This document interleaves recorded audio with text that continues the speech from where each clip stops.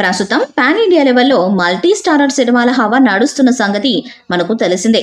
ఇప్పటికే Rajamouli, NTR, Ram Charan కాంబోలో RRR cinema వచ్చి super success సాధించడంతో ప్రస్తుతం పాన్ ఇండియా లెవెల్లో ప్రతి డైరెక్టర్ మల్టీ స్టారర్ సినిమాలను తెరకెక్కించి సక్సెస్ సాధించే ప్రయత్నాలు చేస్తున్నారు. ఇందులో భాగంగా ఇప్పుడు పవన్ కళ్యాణ్, రామ్ చరణ్ కాంబినేషన్లో ఓ మల్టీ స్టారర్ను తెరకెక్కించనున్నట్లు తెలుస్తుంది. అయితే దీనికి రాజమౌళి తండ్రి విజయేంద్ర ప్రసాద్ గారు కథను అందిస్తున్నట్లు సమాచారం.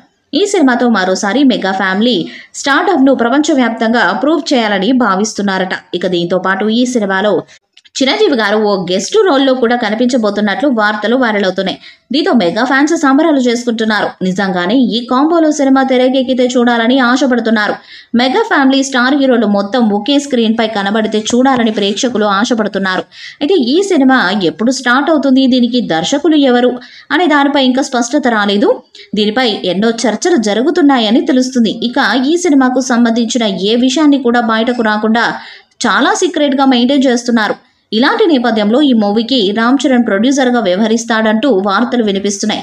దీనికి సంబంధించిన ఏ ఆఫీషియల్ అనౌన్స్మెంట్ కూడా రాలేదు. కానీ సినీ ఇండస్ట్రీ విశ్వసనీయ వర్గాల సమాచారం మేరకు ఈ మెగా హీరోల కాంబోలో మల్టీ స్టారర్ సినిమా వస్తున్నట్టు తెలుస్తుంది. అయితే వీరికి కాంబినేషన్లో నిజంగానే సినిమా వస్తుందా లేదా, వస్తే ఈ సినిమా ఎప్పుడొస్తుంది, దీనికి డైరెక్టర్ ఎవరు అనే విషయాలను స్వయంగా సినిమాకు సంబంధించిన టీం ఎవరైనా తెలియజేసే వరకు వేచి చూడాలి. మల్టీ స్టారర్ సినిమాలను తెరకెక్కించి సక్సెస్ సాధించే ప్రయత్నాలు చేస్తున్నారు.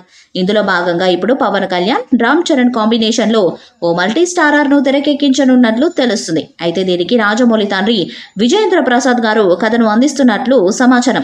ఈ వీడియోపై మీ అభిప్రాయాన్ని కామెంట్ బాక్స్ లో తెలియజేయండి. ఈ వీడియో మీకు నచ్చితే లైక్ చేయండి, షేర్ చేయండి, కామెంట్ చేయండి. మరిన్ని అప్డేట్స్ కోసం మన ఛానల్ ని సబ్స్క్రైబ్ చేయండి. అలానే పక్కనే ఉన్న గంట సింబల్ గట్టిగా కొట్టండి.